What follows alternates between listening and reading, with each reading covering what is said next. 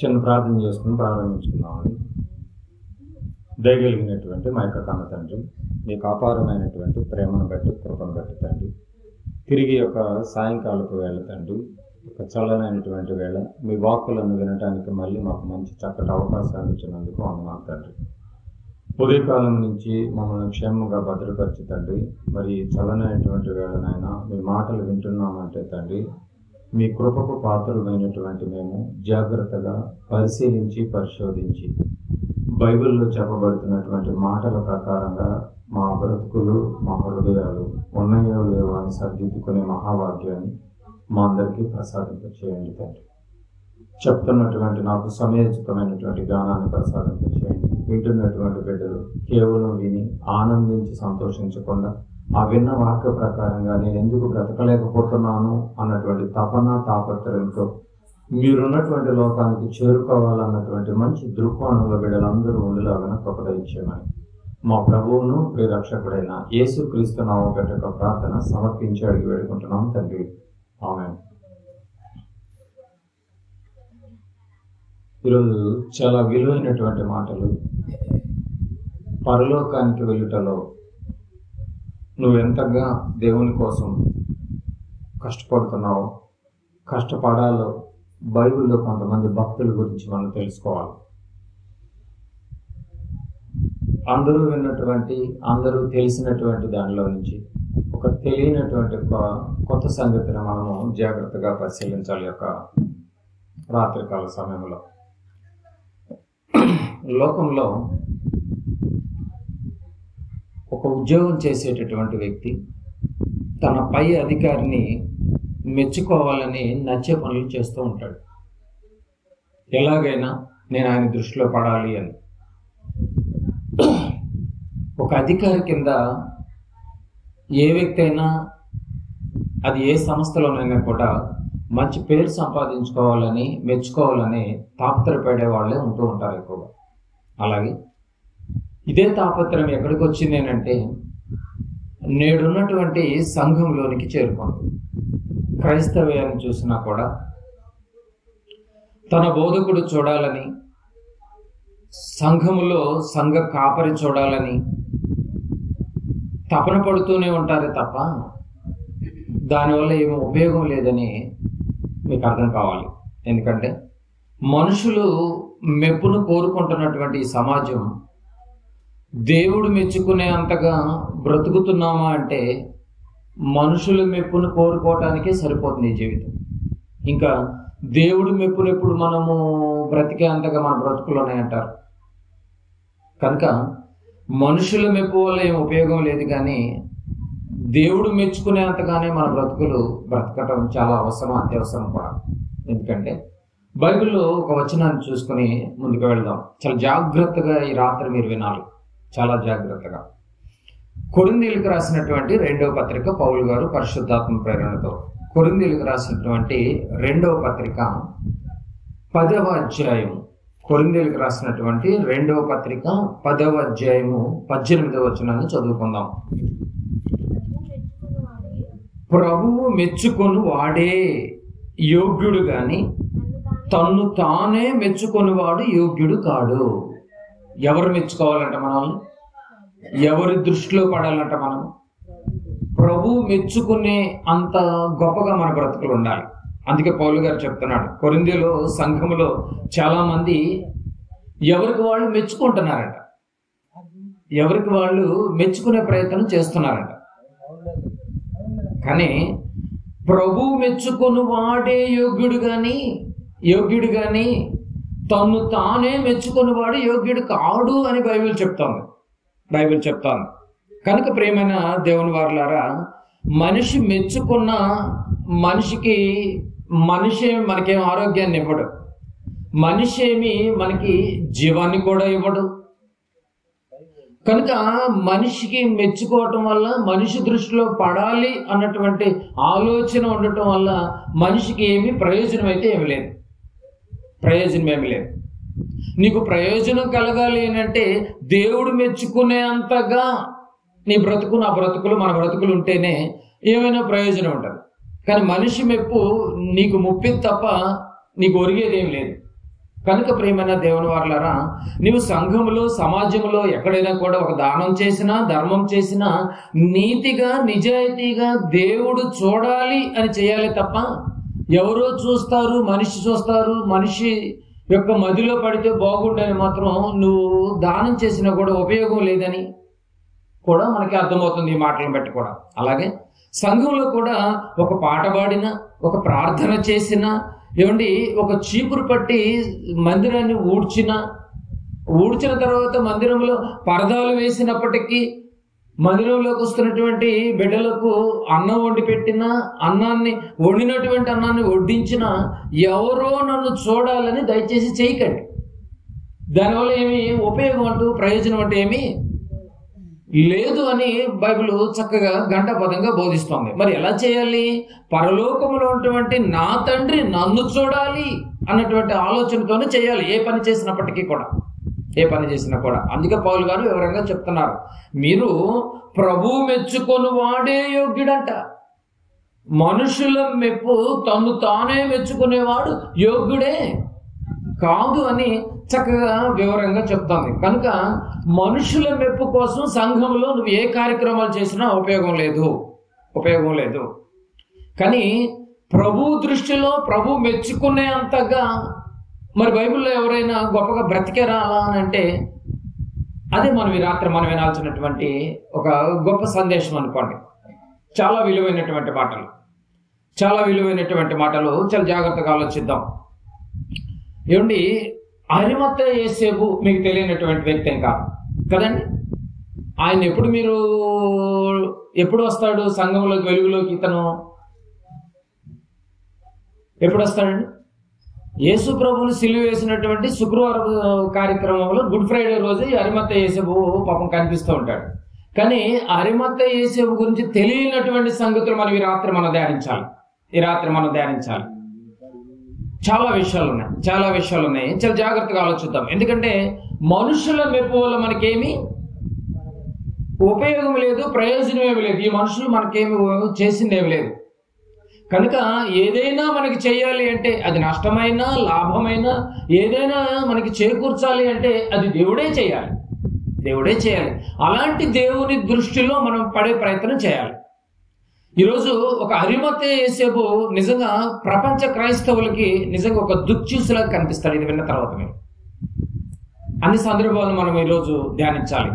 చూద్దాం అసలు ఈ అరిమత్తయి యోసేపు యొక్క సందర్భాన్ని మరి నేడున్నటువంటి క్రైస్తవులకి ఇప్పుడు అవసరమా అత్యవసరమా అనేది మనం పరిశీలించాలి. మత్తయి గారు రాసినటువంటి సువార్త జాగ్రత్తగా వినాలి. మత్తయి గారు రాసినటువంటి సువార్త వాక్య పఠనంలో కూడా మీరు చదివారు. మత్తయి గారు రాసినటువంటి సువార్త 27వ అధ్యాయం. మత్తయి గారు రాసిన సువార్త 27వ అధ్యాయము 57-58 వచనాలు. 57-58 వచనాలు. యేసు శిష్యుడుగా నున్న అరిమత్తయి యోసేపు అను ఒక ధనవంతుడు సాయంకాలమైనప్పుడు వచ్చి పిలాతు వద్దకు వెళ్ళి యేసు దేహమును తనకిమ్మని అడుగగా పిలాతు దానిని అతనికి అప్పగించి అప్పగింపనాజ్ఞాపించెను. సందర్భం మీకేం తెలియదేం కాదు. ప్రభుల వారి సిలువపై ఘట్టంతో కూడుకున్నటువంటి సందర్భం ఇది. ప్రభుల వారి యొక్క సిలువ ఘట్టంతో కూడుకున్నటువంటి సందర్భం. అయితే యూదులందరూ యేసును సిలువ వేయండి అని అంటున్నారు. ఏమంటున్నారండి? యూదులందరూ యేసును సిలువ వేయండి అని కోలాహలాల మధ్య ఏమండి కేకలు వేసి మరీ చెప్తున్నారంట. బాగా వినాలి. కేకలు వేసి మరీ పలుకుతుంటే చివరికి దాని ఫలితార్థం ఏమేమి తేలిందంటే వారి కేకలే గెలిచాయి అని అంటది బైబిల్లో. ఫలితం ఏంటంటే వారి యూదుల కేకలే గెలిచాయంట. ఆ గెలిచినటువంటి తర్వాత ప్రభువుని వారికి అప్పగించేశారు. ఎందుకంటే కేకలు గెలిచేసే కదండి, రోమా ప్రభుత్వానికి అప్పగించేశారు, హ్యాండ్ ఓవర్ చేశారు. అయితే ఇక ప్రభుల వారిని నడి రోడ్డు మీద అందరి ముందు సిలువ మోయించుకుంటూ, కొట్టుకుంటూ, ఉమ్మివేస్తూ, అపహసిస్తూ, ఈడ్చుకుంటూ గొలగతా కొండ మీదకి తీసుకువెళ్ళిపోయి సిలువ వేసినటువంటి సందర్భమే ఇప్పుడు మనం చదివిన సందర్భం. ఇది మనందరికీ తెలిసినటువంటి సందర్భమే. అయితే ఏం జరుగుతుంది అనేది మనం బాగా పరిశీలిస్తే పరిశీలిస్తే ఆ సాయంకాలం అయినప్పుడు అని ఉంది చూడండి. ఆ సాయంకాలం అయినప్పుడు ఏమండి, ఎప్పుడైతే సిలువ వేసేసి ప్రభుల వారు సిలువ మీద వేలాడుతున్నారో సాయంకాలానికి దగ్గర పడిపోయింది. సుమారుగా 10:30 నుంచి స్టార్ట్ అయితే 3 గంటల వరకు రమారమి 3 గంటల వరకు ప్రాణము వదిలేసినటువంటి సందర్భం అందరికి తెలిసిందే.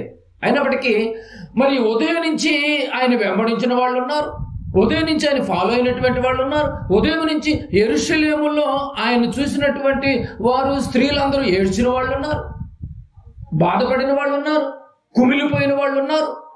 ఆ వెళ్ళినటువంటి వారిలో ఎన్నో స్వస్థతలు చేసినటువంటి బాగుపడినటువంటి వాళ్ళు ఉన్నారు, కాళ్ళు లేనటువంటి వాళ్ళు కాళ్ళు పొందినటువంటి వాళ్ళు ఉన్నారు, ఏమంటే కుష్టు రోగం నయమైనటువంటి వాళ్ళు ఉన్నారు, ఎన్నో శుచిక్రియలు జరిగినటువంటి వాళ్ళు ఉన్నారు.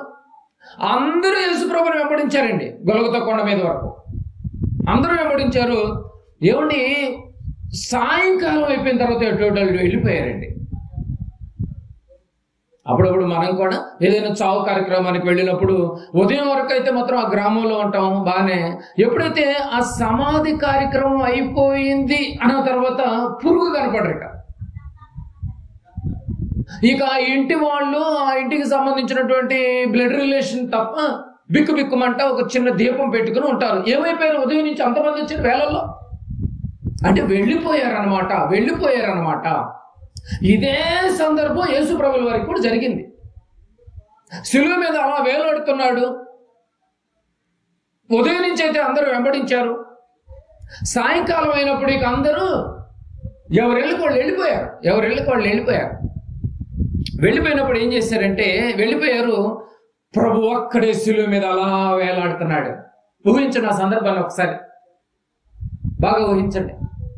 అరిమత్తయి యోసేపు పిలాతు దగ్గరికి వెళ్ళి నాకు శవం కావాలంటున్నాడు. సందర్భం అర్థమైంది కదండి. అరిమత్తయి యోసేపు వెళ్ళి నాకు యేసు ప్రభుల వారి యొక్క శవం నాకు కావాలి, ఇస్తే నేను వెళ్ళి పాతి పెట్టుకుంటా. అరిమత్తయి యోసేపుకే సంబంధించిన వ్యక్తి ఆ శవం? ఉదయం నుంచి కొన్ని లక్షల్లో వెంబడించారు కదా, వాళ్ళందరూ ఏమైపోయారు? వాళ్ళందరికి సంబంధించిన వ్యక్తి కాడా అరిమత్తయి యోసేపు రంగంలో దిగటానికి? బాగా గమనించాలి. ఇది ఈరోజు మనం ఒక ప్రభు యొక్క శవం గురించి ఆలోచన చేస్తున్నాం. మనం ఏదో సాదాసీదా శవం కాదు, మహాపరిశుద్ధుడు, కళంకము లేని, ఏ యొక్క మచ్చ లేని మహా గొప్ప పరిశుద్ధుని యొక్క శవం గురించి ఒక అరిమత్తయి యోసేపు వెళ్ళి నాకు కావాలని అడిగాడంటే మామూలు విషయం ఆలోచించడం ప్రియమైన దేవుని వారలారా. ఆ సాయంకాలం అయినప్పుడు అందరూ వెళ్ళిపోతే అరిమత్తయి యోసేపు నాకు కావాలని అడుగుతుంటే ఏమైపోయారండి వీళ్ళంతా? బాగా ఏమైపోయారంటారు మీరు గమనించాలి. అయితే బాగా గమనించాలి, అరిమత్తయి యోసేపు అసలు ఎవరు? గుడ్ ఫ్రైడే రోజు సంబంధించి అరిమత్తయి యోసేపు కూడా కనిపించాడు తప్ప అసలు ఆయన ఎవరో నీకు తెలుసా? అసలు ఆయన ఎవరు? అసలు ఆయన తత్వం ఏంటి? ఆయన క్యారెక్టర్ ఏంటి? యేసును అసలు ఇతను ఆయన యొక్క జీవితంలో తెలుసుకున్న వాడేనా? బాగా గమనించాలి ఈ పదాలు. అసలు యేసు ప్రభు గురించి తెలుసుకున్న వాడేనా? యేసుని నమ్ముకున్న వాడేనా?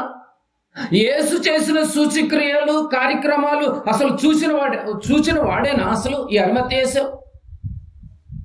ఎవరు అసలు ఇతను? ఈ బ్యాక్గ్రౌండ్ ఏంటో మనం ఆలోచించాలండి. ఎందుకంటే మనుషుల మెప్పు ఒకరోజు నీ కొంప ముంచుద్ది. దేవుణ్ణి మెప్పు పొందిన వాడే గొప్పవాడు. అన్ని కొద్దిసేపు పక్కన పెట్టి అసలు ఆ శిలువ సందర్భాన్ని మనం ఆలోచన చేస్తే అసలు ఆ పదాలన్నీ మీరు గమనిస్తే అసలు యేసు ప్రభువు గురించి తెలిసిన వాడు కాడు, యేసును వెంబడించినటువంటి వాడు కాదు. అద్భుత కార్యాలు, సూచక క్రియలు వీటన్నిటినీ యేసు ప్రభువు పక్కన వెళ్ళి చూసినటువంటి వాడు కానే కాదు అని బైబిల్ చెప్తోంది.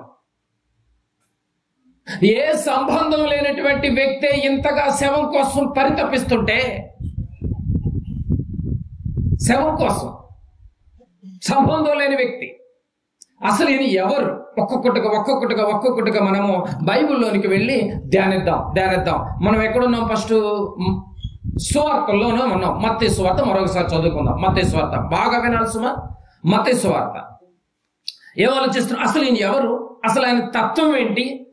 ఇతను యేసును తెలుసుకున్నాడా? అసలు నమ్ముకున్నాడా? యేసును వెంబడించాడా?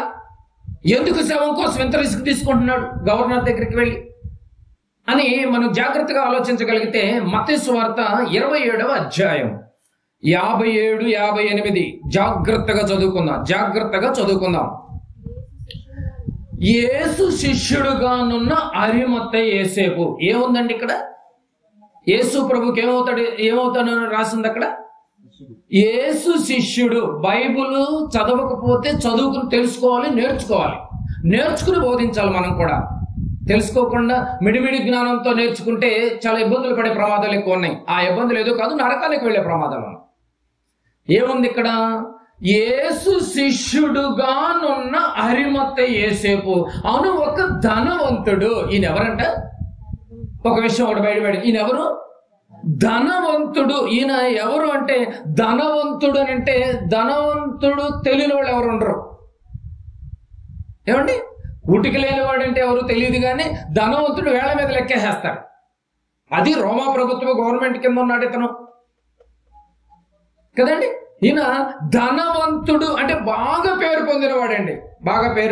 అరిమత్తయి యోసేపు ఎవరు? బాగా పేరు పొందినవాడు అనమాట. బాగా పేరు పొందినవాడు. ఇక్కడ మన పాయింట్ ఒకటి కనిపించింది మనకి. యేసు శిష్యుడుగానున్న అరిమత్తయి యోసేపు అను ఒక ధనవంతుడు. ఈయన ఎవరంట? ధనవంతుడు అని ఒక విషయం బయటపడింది. ఎవరు చెప్పారు ఈ మాట? మత్తయి గారు చెప్పారు. రైట్, మత్తయి గారు చెప్పాడు. లూకా గారు ఏం చెప్తున్నాడో చూద్దాం. బైబిల్ ఇలా చదువుకోవాలి మనం. లూకా గారు ఏం చెప్తున్నాడో చూద్దాం అరిమత్తయి యోసేపు గురించి. లూకా గారు ఏం చెప్పాడు అన్ని గమనిస్తూ ఉండాలి సుమా. మత్తయి గారు ఏం చెప్పాడు? ఆయన ఒక ధనవంతుడు, పేరు పొందినవాడు అని చెప్పాడు. మరి లూకా గారు ఏం చెప్తున్నాడు? 23వ అధ్యాయము లూకా సువార్త. బైబిల్ ఎప్పుడు ఒక చోట చదవటం వల్ల మనకి ఇన్ఫర్మేషన్ రాదు. పరిశీలించాలి కూడా. ఎందుకంటే అక్కడ కొంచెము ఇక్కడ కొంచెము ఉంటుంది. వాటిని మనం వెతికి పట్టుకోవాలని బైబిల్లో ఒక ఫార్ములా కూడా మనకు ఉంది. కాబట్టి లూకా సువార్త 27వ అధ్యాయము 50 నుంచి కొన్ని వచనాలు చదువుకుందాం. 50 నుంచి. అరిమత్తయి అను యూదుల పట్టణపు సభ్యుడు. ఈయన ఎవరంట? యూదుడు. పైగా యూదుల్లో ఇతను ఎవరంట? సభ్యుడంటే సంఘ పెద్ద. మన కోణాలు ఆలోచించాలంటే యూదుల్లో ఒక సంఘ పెద్ద. పైగా ఇతనికి ధనవంతుడు. రైట్, ధనవంతుడు. పట్టణానికే సభ్యుడు. యూదుల్లో సభ్యుడైన యోసేపు అను ఒకడుండెను. ఈయన ధనవంతుడే కాదు, యూదుల్లో పట్టణానికి, యోధా పట్టణంలోనే ఏమంటే రోమా పట్టణంలో యూదులు ఉన్నారు. ఆ యూదుల్లో మంచి పేరు పొందినటువంటి సభ్యుడు అని కూడా ఒకటి కనిపిస్తుంది. 51. అతడు సజ్జనుడు అంటే మంచివాడు. అరిమత్తయి యోసేపు అంటే చాలా మంచోడు అంట, సజ్జనుడు అంట. పైగా నీతిమంతుడై నీతిమంతుడు కూడాను. పైగా అరిమత్తయి యోసేపు నీతిమంతుడు కూడా ఉండి వారి ఆలోచనకును వారు చేసిన పనికిని సమ్మతింపక దేవుని రాజ్యము కొరకు కనిపెట్టుచుండువాడు. ఏమేం చేస్తూ ఉంటాడంట? అరిమత్తయి యోసేపు ఒక ధనవంతుడే కాదు, రోమా ప్రభుత్వములో యూదులు ఉన్నారు. ఆ యూదుల్లో సభ్యత్వం పొందినటువంటి వాడు, ధనికుడు. నెక్స్ట్ 3వదిగా ఇతను సజ్జనుడు. 4వదిగా నీతిమంతుడు. క్యారెక్టర్లు బాగా గమనించాలి. అతని గురించి మనకెందుకు చెప్తున్నాడంటే మనం కూడా అలా కలిగి ఉండాలని. నీతిమంతుడు. 5వదిగా దేవుని రాజ్యం కొరకు ఎప్పుడు కనిపెడుతూ ఉంటాడు. దేవుని రాజ్యం ఎప్పుడు వస్తుందో అని కనిపెట్టేటటువంటి వాడిగా ఇదిగో ఈ యొక్క అరిమత్తయి యోసేపు ఒకటి కనిపిస్తున్నాడు. బాగా గమనించాలి. అక్కడ ఏమండి, యూదుల్లో సభ్యుల్లో ఒకడిగా ఉన్నా అక్కడ పదం జాగ్రత్తగా చదవండి. వారి ఆలోచనకును. ఎవరి ఆలోచనలకు? యూదుల్లో చాలా మంది పెద్దలు ఉన్నారు. ఆ పెద్దల ఆలోచనకును వారు చేసిన పనికిని. వారు చేసిన పని ఏంటి? యేసు ప్రభుని ఎలాగైనా సిలువకి ఎక్కించాలి అని వారు చేసినటువంటి పనికి సమ్మతింపక, వాళ్ళల్లోనే ఉన్నాడు కానీ వాళ్ళతో మాత్రం సమ్మతించట్లేదు. నీతిమంతుడు, సజ్జనుడు, దేవుని రాజ్యం కొరకు కనిపెట్టేవాడు, ధనవంతుడు, సభ్యుడు, ఎన్ని క్యారెక్టర్లు కలిగినటువంటి వాడో చూడండి. ఒక విధంగా చెప్పాలి ఏంటంటే యేసు ప్రభు సిలువ వేయటానికి కారకుడైనటువంటి జాబితాలు ఇప్పుడు ఎవరున్నారు? ఈ అరిమతయి యోసేపు కూడా ఉన్నాడు. కాకపోతే వాళ్ళతో సమ్మతించలేదు. యూదుల సభ్యుల్లో ఒకడుగా ఉన్నాడు. వారి ఆలోచనకు అతడు సమ్మతింపలేదంట. ధనవంతుడిగా ఉండి ఇన్ని ఆలోచనలు కలిగి ఉన్నవాడు. ధనవంతుడిగా ఉండి ఇన్ని ఆలోచనలు కలిగి ఉన్నాడు. చూడండి, అరిమతయి యోసేపు. లూకా గారు కొంత ఇన్ఫర్మేషన్ ఇచ్చాడు, మత్తయి గారు కొద్దిగా ఇన్ఫర్మేషన్ ఇచ్చాడు. ఆయన ధనవంతుడైనా చెప్పాడు. లూకా గారు ఆయన ధనవంతుడే కాదు, సభ్యుడు, యూదుల్లో సభ్యుడుగా ఉన్నాడని చెప్పాడు, సజ్జనుడు ఉన్నాడని చెప్పాడు, నీతిమంతుడని చెప్పాడు, దేవుని రాజ్యం కొరకు కనిపెట్టేవాడని చెప్పాడు. ఏమండి, యూదులతో కలిసి ఉన్నాడే కానీ వాళ్ళ ఆలోచనకు మాత్రం సమ్మతించలేదంట. వాళ్ళ ఆలోచనలకు ఎప్పుడు వ్యతిరేకంగా ఉంటాడు అరిమతయి యోసేపు, కానీ వాళ్ళతోనే ఉంటాడు అని లూకా గారు చెప్పాడు. బాగా వినాలి. ఇక యోహాను గారిని కూడా అడుగుదాం. యోహాను గారు ఇంకేమన్నా చెప్పారేమో అరిమతయి యోసేపు గారి గురించి. యోహాను సువార్త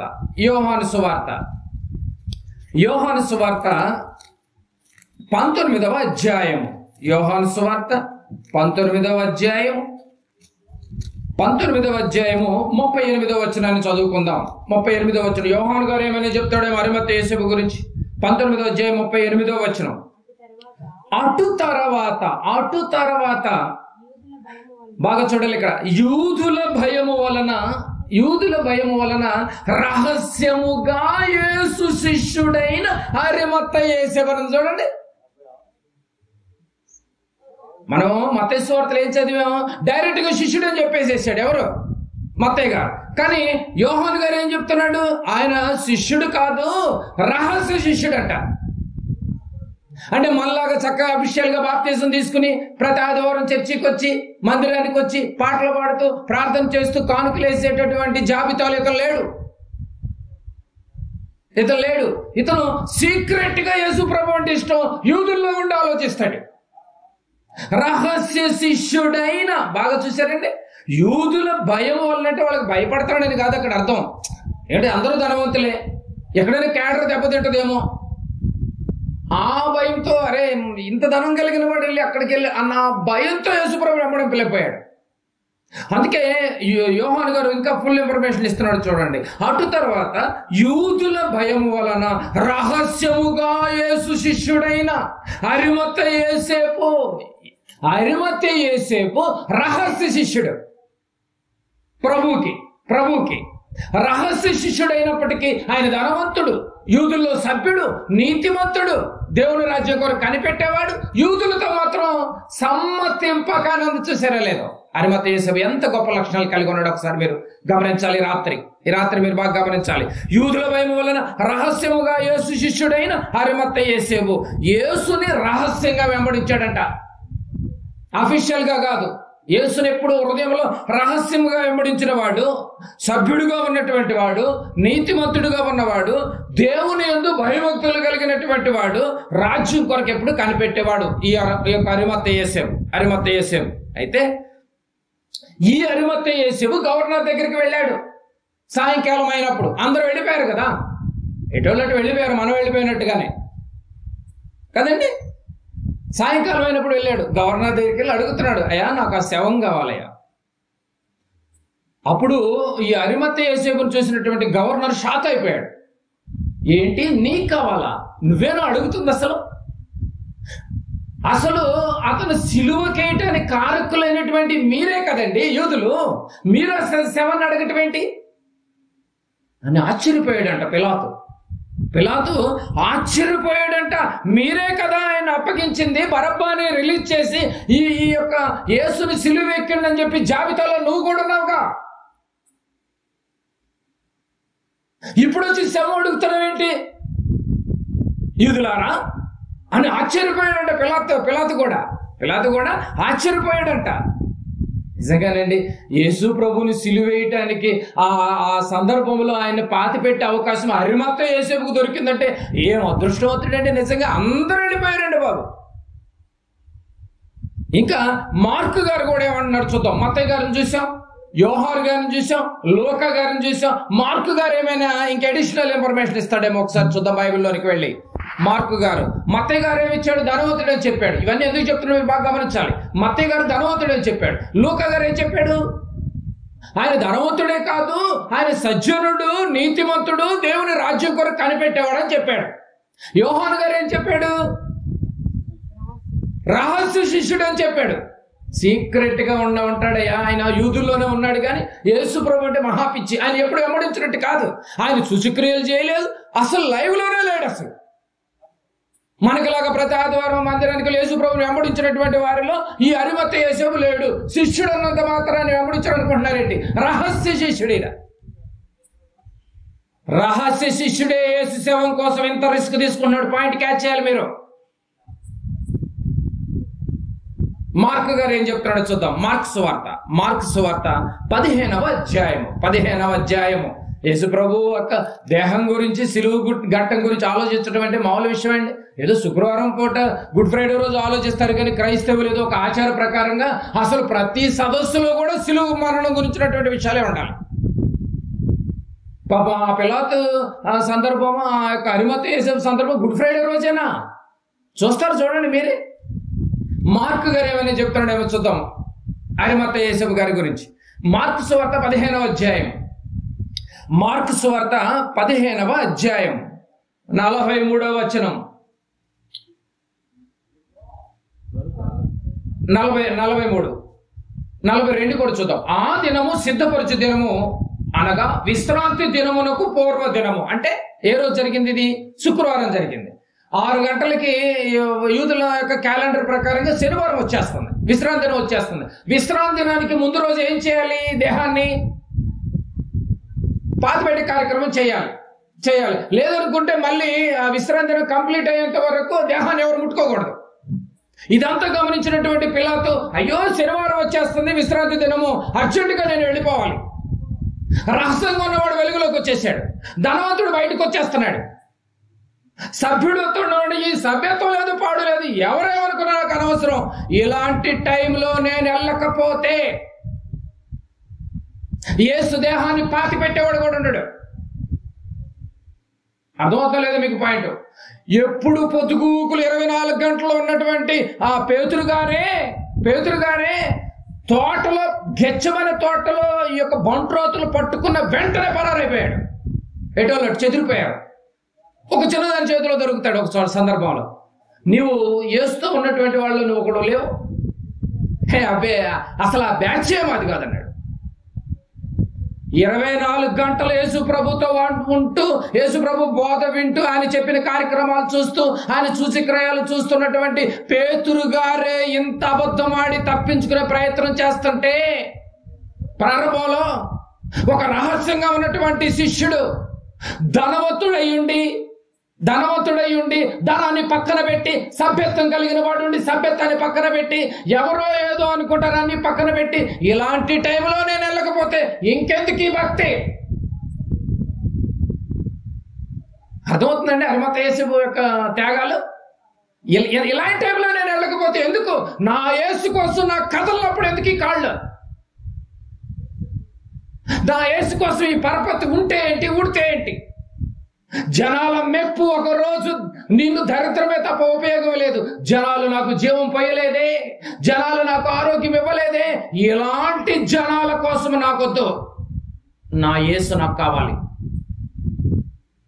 వారితో సమ్మతింపగా బతుకుతూ వచ్చాడంట. అందుకే రహస్య శిష్యుడైన, ఇవన్నీ గ్యాదర్ చేసుకుంటేనే కానీ నీకు ఆయన యొక్క విషయం బయటపడదు. డైరెక్ట్గా శిష్యుడు కాదు ఆయన. నీకులాగా ప్రతిరోజు సమాజ మందిరానికి వెళ్ళి నేర్చుకునేవాడు కాదు. ఇక్కడ ఏమంటున్నాడు మార్కు గారు బాగా చూడాలి. మార్కు సువార్త 15వ అధ్యాయం. సాయంకాలం అయిపోతుంది. నెక్స్ట్ విశ్రాంతి దినం వచ్చేసింది. త్వరగా చేయాలి. 43 గనుక సాయంకాలం అయినప్పుడు అరిమత్తయి యోసేపు, ఆ పదం చూసారండి, అండర్లైన్ చేసుకోండి, తెగించి ఏం చేశాడంట? తెగించి ఏమండి తెగించి అంటే మామూలు విషయం కాదు కదండి. తెగించడం అంటే ఏమండి, తెగించడం అంటే మామూలు విషయం కాదు కదండి. తెగించి ఏం చేశాడంట, పిలాతు నొద్దకు వెళ్ళి, తెగించి పిలాతు నొద్దకు వెళ్ళి యేసు దేహము బ్రాకెట్లు ఏమని చూడాలి అక్కడ, తనకిమ్మని అడిగాడు. నాకు కావాలి యేసు దేహం. మిగతా వాళ్ళకి సంబంధం లేదా? ఏమండి 5 రొట్టెలను 2 చేపలు తిన్నటువంటి మెక్కినటువంటి వాళ్ళకి సంబంధం లేదా యేసు దేహం? ఎందుకు ఫైట్ చేయలేదు పిలాతు దగ్గరికి వెళ్ళి? కానాను విందులో తాగినటువంటి వాళ్ళు, ద్రాక్షారసం తాగినటువంటి వాళ్ళు ఏమయ్యారు? మొట్టమొదటి సూచక్రియ చేసిన వాళ్ళు. కాళ్ళు లేనటువంటి వాళ్ళు, కాళ్ళు వస్తే ఆ కాళ్ళు ఎందుకు దేవుని కోసం పనికిరానప్పుడు ఏమైపోయిందండి వీళ్ళంతా? సాయంకాలం అయిపోయేటప్పటికి అందరూ వెళ్ళిపోయారు వాళ్ళట్టు, యేసు దేహాన్ని వదిలేసి. 24 గంటలు కలిసినటువంటి శిష్యులు కూడా పరారు. అప్పటికి ఆలోచించారండి, యేసు దేహం గురించి ఎవరికి పట్టిందండి? నాకు కావాలి అన్నాడు. నాకు అవసరం. ఏమండి, ఆయనకి ఎంత అవసరం అనంటే, ఏమండి, ఇప్పటికీ నేను రహస్యంగా ఉంటే నేను కుదరదు. ఇక ఆయన రిలీజ్ అయిపోయాడు. ఇప్పటికీ నేను రహస్యంగా ఉంటే కుదరదు. నేను తెగించాలిక. నా భక్తిని దాచిపెట్టకూడదు.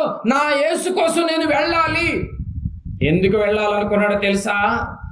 లేఖనముల ప్రకారము పరలోకములో ఉన్న కన్న తండ్రి 3వ దినాన తిరిగి లేపబడాలి అంటే యేసు ఏలాడుతూ ఉంటే కుదరదు.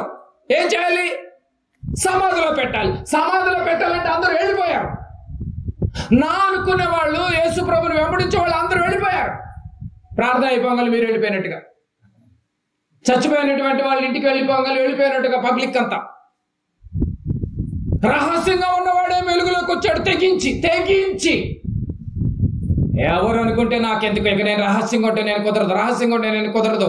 ఎందుకంటే సమాధి చేయబడాలి లేఖనముల ప్రకారంగా.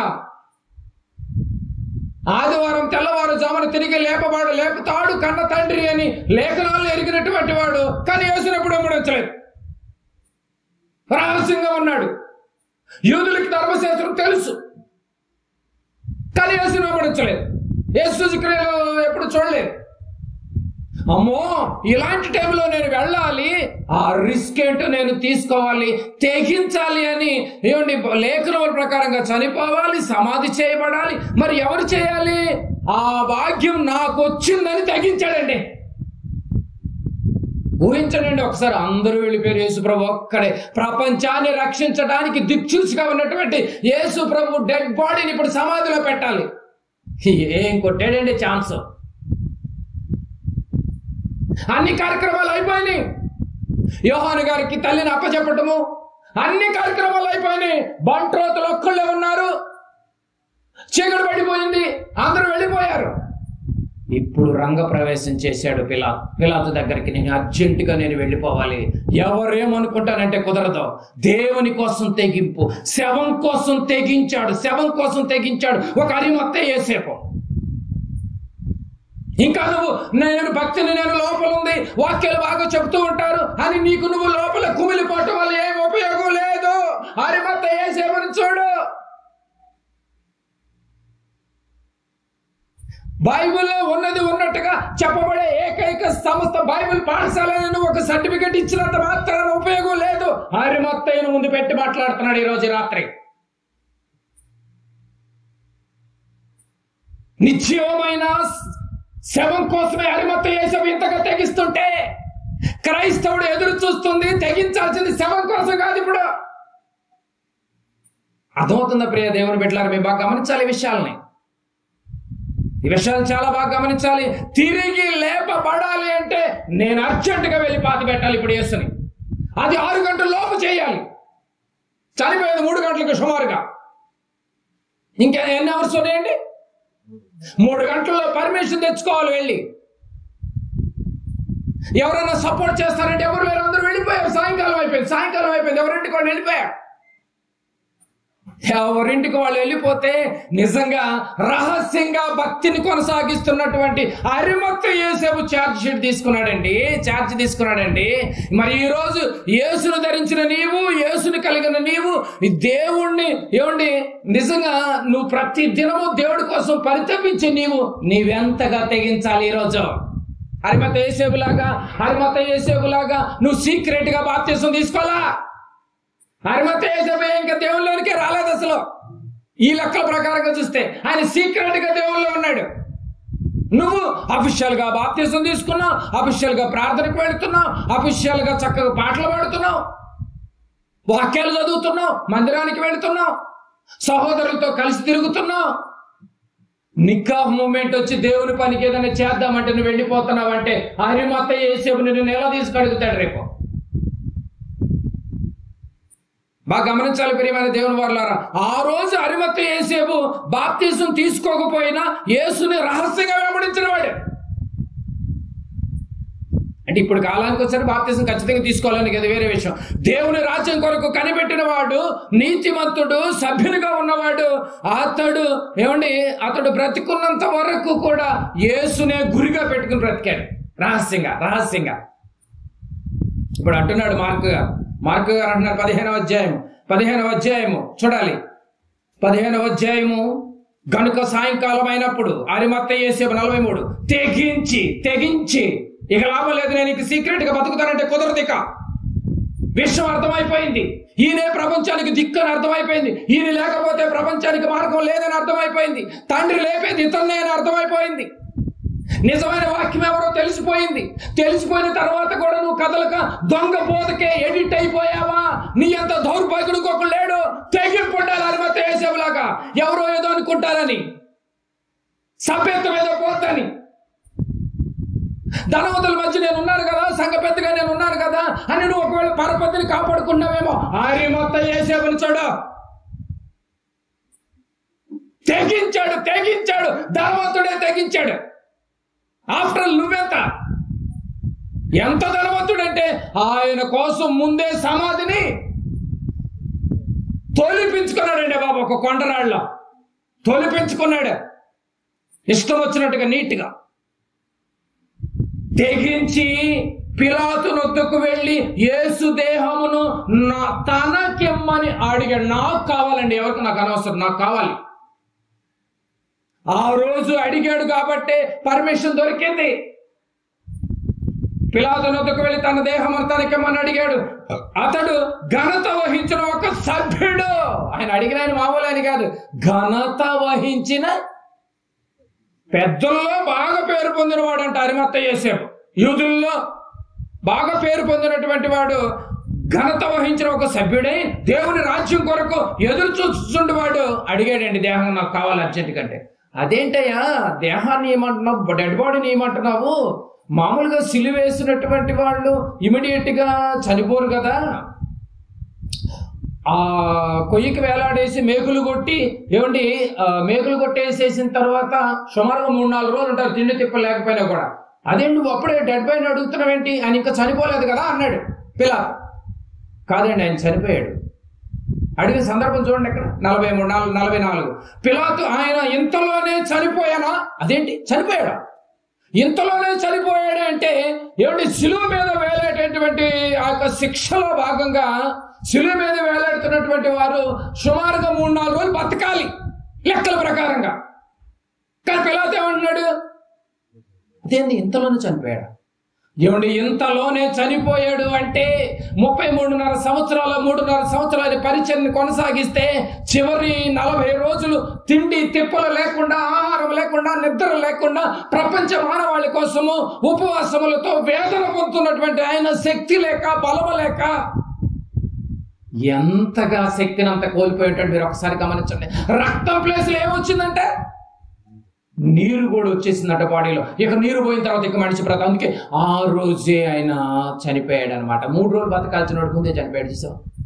ఆశ్చర్యపోయాడు పిలాతు ఆశ్చర్యపోయాడు. ఆ విషయం అరిమత్తయి యోసేపుకు తెలుసు, ఈరోజు చనిపోతాడని. 3వ దినాన లేపాలేంటి, ఈరోజు చనిపోవాలి తెలుసు.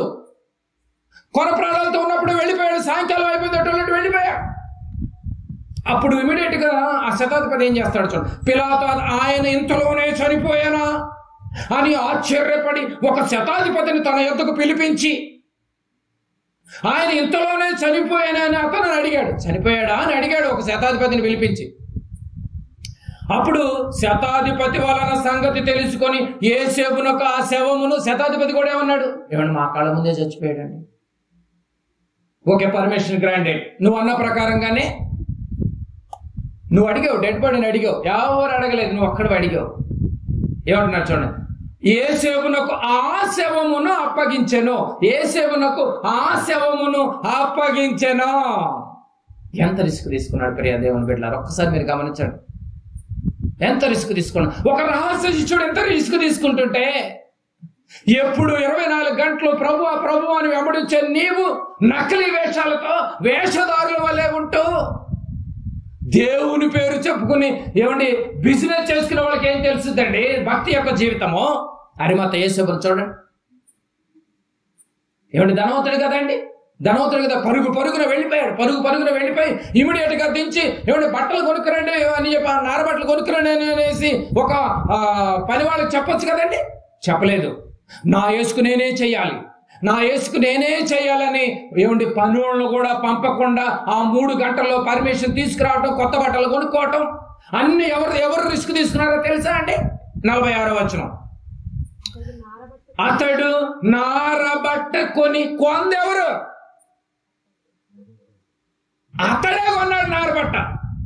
నేనే కొనాలి, నా చేతులతో కొనాలి, నా ప్రభువు కొనాలి, నా ప్రభువుకి నేను చెయ్యాలి. ఇంతకాలం నేను రహస్యంగా ఉన్నాను, ఆయన వెంబడించలేదు, ఆయన పరిచయం ఎప్పుడు పొందలేదు. ఈ యొక్క పునరుద్ధానానికి సంబంధించినటువంటి జాబితాలో నా హస్తం ఉండాలి, నేను ఉండాలి. నా పరపతి కోల్పోయినా పర్లేదు, నా త్యాగం మొత్తం నేను ఇదిగో ఈ యొక్క శవానికి పెడితేనే రేపు సజీవుడై తిరిగి 3వ దినాన తండ్రి లేపుతాడని అరిమత యేసేపు ఎంతగా తెగించాడు మీరు గమనించాలి. రాత్రి అతడు నారబట్ట కోని ముందు కొన్నాడు, కొని చేతిలో పెట్టుకున్నాడు, చక్కగా పట్టుకుని రెడీగా ఉన్నాడు. వెళ్ళి సిలువ దగ్గరికి వెళ్ళిపోయాడు. అప్పటికి అందరూ వెళ్ళిపోయారు. కొని ఆయనను దింపి అలా వేలాడుతున్నటువంటి డెడ్ బాడీ వేలాడుతూ ఉంటే ఇంత జరిగించాడండి. అరిమత యేసేపు ఆ యొక్క పిలాతు దగ్గరికి వెళ్ళి గవర్నర్ దగ్గరికి వెళ్ళి పర్మిషన్ తీసుకురావడం కోసం తెగించి యూదుల్లో నుంచి సభ్యుడిగా ఉన్నటువంటి సభ్యత్వాన్ని కూడా వదులుకొని ఈరోజు ఆలయానికి మందిరానికి ఎందుకు వెళుతున్నారంటే కేవలం సభ్యత్వం కొరకే. పిలాతుకున్న సభ్యత్వంతో పోలిస్తే నీ సభ్యత్వం ఎంతంట? నీ సభ్యత్వంలో నువ్వు ఒక తాగుబోతువి, నువ్వు ఒక జోదగాడివి, ఒక మద్యపానము ధూమపానం తాగేవాడివి. కానీ అరిమత యేసేపు సభ్యత్వం అలాంటిది కాదు. ఆయన సజ్జనుడు, నీతిమంతుడు, దేవుని రాజ్యం కొరకు కనిపెట్టేవాడు, దేవుని యందు భయభక్తులు కలిగినటువంటి వ్యక్తి, ధనవంతుడు, ఎంత గొప్ప క్యారెక్టర్ కలిగినటువంటి వాడు మీరు గమనించాలి. ఆయన ముందు నీ సభ్యత్వం ఎంత? ఆలోచించారా? నిజంగా ఒక్కసారి రాత్రి మీరు గమనించాలి. అరిమత యేసేపు కొని బట్టతో చుట్టి స్వయంగా ఆయనే చేశాడండి, ఆయన చేశాడు. అందరూ చావాలనుకున్నటువంటి ఏమండి, అందరూ చావాలనుకున్నారు ఆ వ్యక్తి కోసం. ఆ వ్యక్తి అందరూ చావాలనుకున్నారు కదా యూదులందరూ. ఆ చావాలనుకున్నటువంటి దానిలో నుంచి వారి విషయములో నేను వాళ్ళతో ఏకీభవించక సమ్మతించక బయటికి వచ్చి ఎంతగా తెగించాడో ఒక్కసారి నువ్వు ఆలోచించే. ఒక శవం కోసమే ఇంతగా తెగిస్తుంటే అరిమత యేసేపు. ఇప్పుడు యేసు ప్రభు శవంగా లేడు కదా, రాజుగా వేవేల దూతలతో 2వ రాకల్లో తిరిగి రాబోతున్నాడు. ఆయన కోసం నీ తెగింపేదయ్యా, నీ తెగింపేది చెప్పు, బాగా గమనించాలి. యేసు శవానికే ఇంత తెగిస్తే, అరిమత యేసేపు యేసు దేవానికే ఇంత తెగిస్తే, యేసును ధరించిన నీవు ఇంకెంతగా తెగించాలి? క్రీస్తు యేసు లాంటి మనసును కలిగినటువంటి నీవు ఇంకెంతగా తెగించాలి? ఏముంది తెగింపు? యేసు కోసం నీ తెగింపేది? అరిమత యేసేపు ఏం తెగించాడు ముందు పెట్టాడు. ఆయన రహస్య శిష్యుడు, నువ్వు బహిరంగ శిష్యుడివి. బహిరంగ శిష్యులు ఈ రోజు దాక్కుంటున్నారు, రహస్య శిష్యులే వెలుగులోకి వస్తున్నారు. ఇది నిజం కాదా? బాగా గమనించాలి. యేసు ప్రభు పేరు చెప్పుకొని ఆయనకు పని చేస్తానని ప్రమాణం చేసినటువంటి నీవేమో అందరూ దూరం అయిపోతున్నారు. ఏ సంబంధం లేనటువంటి వ్యక్తి అరిమత్తయి యోసేపు మాత్రం నాకు కావాలా, శవం నాకు కావాలి. రహస్య శిష్యుడైనటువంటి అరిమత్తయి యోసేపు శవం కోసం ఎంతగా తెగించాడంటే, శవం వెనక ఒక పునరుద్ధానం ఉంది. పునరుద్ధానం గురించి ఆ రోజు ఆలోచన చేస్తున్నాడు. లోకంలో ఉన్న వాటి కోసం తెగిస్తున్నావే తప్ప ఈరోజు లోకంలో నీకు కావాల్సిన ఏదో ఉంటాయి కదండి, వాటి కోసం నువ్వు ఎంతగానైనా తెగిస్తావు. కానీ దేవుని కార్యక్రమాల కోసం నిర్వర్తిస్తావు రా అంటే మాత్రం అబ్బే మాకేం సంబంధం లేదండి. తెగించి దేవుని మాటలకు వినటానికి ఏమన్నా వస్తున్నావా? తెగించి ఏమన్నా వస్తున్నావా దేవుని మాటలు వినటానికి? లేదు. అరిమత్తయి యోసేపుని చూడు, తెగింపు అంటే ఎలా ఉంటుందో. దేవుని కార్యక్రమాల కోసం నువ్వు తెగిస్తున్నావా? మీరు బాగా గమనించాలి. దేవుని కార్యక్రమాల కోసం ఏమైనా బయటకు వస్తున్నావా? దేవుని విషయాలు తెగించి మందిరానికి ఏమైనా వస్తున్నావా? నిజమైన వాక్యం కోసం నీ తెగింపు ఉందా? ఏం తెగించారండి? వాక్యాన్ని సెలెక్ట్ చేసుకోవటంలోనే తెగింపు లేదు. వాక్యం కోసం కదలటంలో నీ కాళ్ళకు తెగింపు లేదు. ఏమండి, ఈరోజు భర్తకు భయపడుతున్నావు, భార్యకు భయపడుతున్న వాళ్ళు ఉన్నారు, తల్లిదండ్రులకు భయపడుతున్న వాళ్ళు ఉన్నారు, బంధువులకు భయపడుతున్నటువంటి వాళ్ళు ఉన్నారు, స్నేహితులకు భయపడుతున్న వారు ఉన్నారు. అన్నిటినీ కాదని తెగించి ఒక అరిమత్తయి యోసేపులాగా బయటకు వచ్చేవాళ్ళు ఎవరు చెప్పండి? ఇప్పుడు పదవులు అడ్డొస్తున్నాయా నీకు? సభ్యత్వం అడ్డొస్తుందా? ఏమండి, దేవుని కొరకు నువ్వేం తెగిస్తున్నావు ఒక్కసారి రాత్రిని ఆలోచించేయి. ఒక సభ ఏమన్నా పెట్టించగలుగుతున్నావా? దేవుని మంచి మాటలు ఏమన్నా వివరించి చెప్పించటంలో నీ హెల్ప్ ఏమన్నా ఉందా? బాగా ఆలోచించేయాలి, బాగా ఆలోచించేయాలి. ఇంకా భయం భయం భయం భయం భయం ఏమనుకుంటారో, ఎవరేమనుకుంటారో. ప్రార్థన నిజమైనటువంటి నిస్వార్థమైనటువంటి సేవా జీవితంలోకి తెగించి వాక్యం కోసం వస్తే ఎవరండి భయపెట్టేది నిన్ను? లేదు. ఒకవేళ మనుషులకే నువ్వు భయపడుతున్నావు అంటే మనిషి నీ ఆరోగ్యాన్ని సెట్ చేయడు. మనిషి నీ యొక్క జీవాన్ని, నీకు జీవం పోసేవాడు కాదు మనిషి. బాగా గమనించాలి. అందరికీ భయపడుతున్నారే కానీ ప్రభువు కోసం భయపడేవాళ్ళు ఎవరైనా ఉన్నారంటారా? మత్తయి సువార్త 10వ అధ్యాయం, మత్తయి సువార్త 10వ అధ్యాయం 28వ వచనం. మత్తయి సువార్త 10వ అధ్యాయము 28వ వచనం చూడండి. మరియు ఆత్మను చంపనేరక దేహమునే చంపువారికి భయపడకుడి గాని ఆత్మను దేహమును నరకములో ప్రవేశింపగల జేయువానికే మిక్కిలి భయపడండి అని బైబిల్ చెప్తోంది. బైబిల్ చెప్తోంది. ఈ రోజు నిజమైన వాక్యం నీ చెవి దాకా, నీ హృదయం దాకా తాకుతున్నా నువ్వు ఇంకా భయపడుతున్నావంటే అరిమత్తయి యోసేపును ఒక్కసారి తెగింపును చూడనువు. మనుషులు మహా అయితే మనిషిని చంపుతారు కానీ ఆత్మను చంపలేరంట. కానీ దేవుడు అయితే ఆత్మను దేహమును రెండింటిని నరకములోకి తీసుకువెళ్లే అంత దేవుని కోసం నీ తెగింపేది. అరిమత్తయి యోసేపును ఒక్కసారి చూడండి ప్రియమైన దేవుని వారలారా. రహస్యంగా ఉన్నటువంటి అరిమత్తయి యోసేపు ఇంతగా తెగిస్తే బహిరంగంగా బాప్తిసం తీసుకుని నిజమైన వాక్యం నీకు వినిపిస్తున్నా కాళ్ళు కదలలేని పక్షవాతం వచ్చినటువంటి కాళ్ళలాగా పడిపోయినాయేమో. ఏది క్రీస్తు కోసం తెగింపు? ఆయన శవం కోసం తెగించాడు. మరి నీవు సజీవుడైన యేసు కోసం ఏది నీ తెగింపు? ఇదండి తెగింపు. చెప్పండి ప్రియమైన దేవుని వారలారా. అలాంటి తెగింపు కలిగినటువంటి జీవితంలో బ్రతికినటువంటి వాళ్ళకే రేపు పరలోకం, నిత్య జీవం. వాక్యం కోసం ఏది తెగింపేది? బాగా గమనించాలి మీరు. ఇవన్నీ అరిమత్తయి యోసేపు లాంటి తెగింపు నీకుందా? ఆయనకున్న క్వాలిఫికేషన్తో పోల్చుకుంటే మనకు ఒక్క క్వాలిఫికేషన్ కూడా లేదు. ఆ రోజు ఆయన ఎంత రిస్క్ తీసుకున్నాడు కదండి. ఆ రోజు పాతి పెట్టాడు కాబట్టి నిజంగా లేఖనముల ప్రకారం 3వ దినములో తిరిగి లేపబడ్డాడు. ఆ వర్క్ అరిమత్తయి యోసేపు కొట్టేసాడు ఛాన్స్. అందరూ వెళ్ళిపోయినా శవం కోసమే ఎంతగా పరితపిస్తుంటే అరిమత్తయి యోసేపు సజీవుడైన యేసు కోసం నీ తపనేది, నీ తెగింపేది. ఆ సజీవుడైనటువంటి యేసే వాక్య రూపంలో నీ చేతిలో ఉన్నాడు కదా. 66 పుస్తకాలుగా నీ చేతిలో ఉంటే ఆ చేతిలో ఉన్నటువంటి బైబిల్ కోసము ఇదిగో నిజమైన వాక్యం వెలుగులోనికి ఎంతగా నీకు చక్కగా ఎక్స్ప్లెనేషన్ చేసే వాళ్ళు భక్తులు నీ ముందుంటే ఆ వాక్యం కోసం నీ తెగిపోయేదయా? ఇంకా పిరికివాడుగా ఒకవేళ నువ్వు ఉన్నావేమో, పిరికివారు నరకానికి అర్హులని ప్రకటన గ్రంథంలో ఉంది. ఏది తెగింపేది?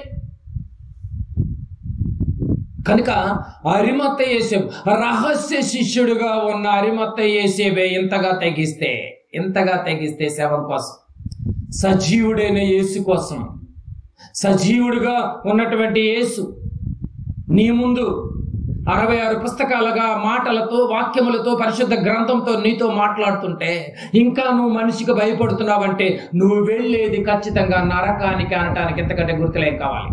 ఉదయకాలంలో మీరు విన్నారు, తెగించి రాలేనటువంటి వాళ్ళు కాళ్ళు నరికేసుకోవడం రైట్. ఉన్నారండి నా మాట్లాడేవి? తెగుపు లేని వాడికి కళ్ళుంటే ఏంటి, కళ్ళు లేకపోతే ఏంటి?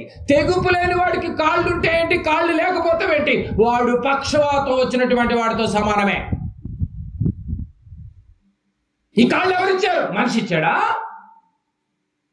దేవుడిచ్చాడు. అలాంటి కన్న తండ్రి అయినటువంటి దేవుని కుమారుడు ఈ యొక్క భూగడ్డం మీద శ్రమలు పడుతుంటే, వేదన పడుతుంటే, ఆయన కోసం మన ముందున్నటువంటి కాలంలో అరిమత్తయి యేసేపు ఇంతగా తెగిస్తే, ఆయన వెళ్ళిపోయిన తర్వాత సమస్త జనులను శిష్యులుగా చేయండి అని చెబితే ఆ శిష్యుల్లో నువ్వు ఒకడివి కాదా? అయితే నువ్వు రాత్రి ఏం చేస్తున్నావు? ఆయన వెంబడిస్తున్నటువంటి నువ్వేం తెగించావు? ఆయన వాక్యాలకు ఏమైనా తెగిస్తున్నావా? ఆయన పరిచర్యకి ఏమైనా తెగిస్తున్నావా? ఆయన మీద అవమానాలు, నిందలు పడుతుంటే తెగించామని మాట్లాడుతున్నావా? నోరు మూసుకుని కూర్చుంటున్నావా? క్రైస్తవ్యాన్ని నిలదీసి అడుగుతోంది. అరిమత్తయి యేసేపుని ముందు పెట్టి ఆయన రహస్య శిష్యుడు, నువ్వు అఫీషియల్ గా బాప్తిసం తీసుకుని శిష్యుడయ్యావు. నువ్వింకెంత చేయాలి? ఒక్కసారి నీ యొక్క బాప్తిస్వపు స్థితిగతిని ఒక్కసారి నువ్వు పరీక్షించుకో. ఏంటి నీ తెగింపు? క్రీస్తు కోసం. జనాల మెప్పు ఎప్పుడైనా నీకు ముప్పే. కానీ దేవుని కోసం, దేవుని దృష్టిలో మెప్పును సంపాదించు. అరిమత్తయి యేసేపు ఎంత రహస్యంగా ఉన్నా కూడా ఎవరి దృష్టిలోకి వెళ్ళిపోయాడు?